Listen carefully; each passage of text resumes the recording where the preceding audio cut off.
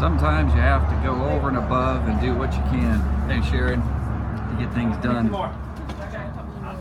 We're getting rooms. We just went and got more linens, more towels, more sheets, more pillowcases. We got some Febreze over there.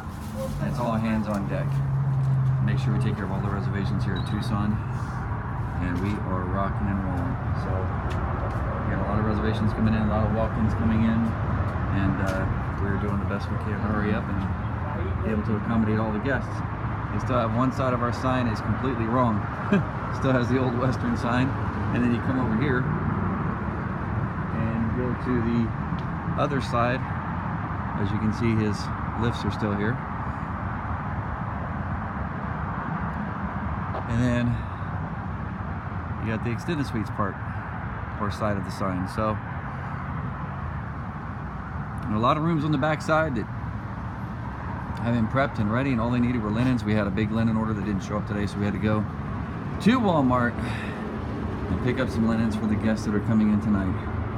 So we'll get it all here tomorrow, rocking and rolling, every room, and now they smell good too. All right, this is another fun video, working late at night at another hotel. This one in Tucson.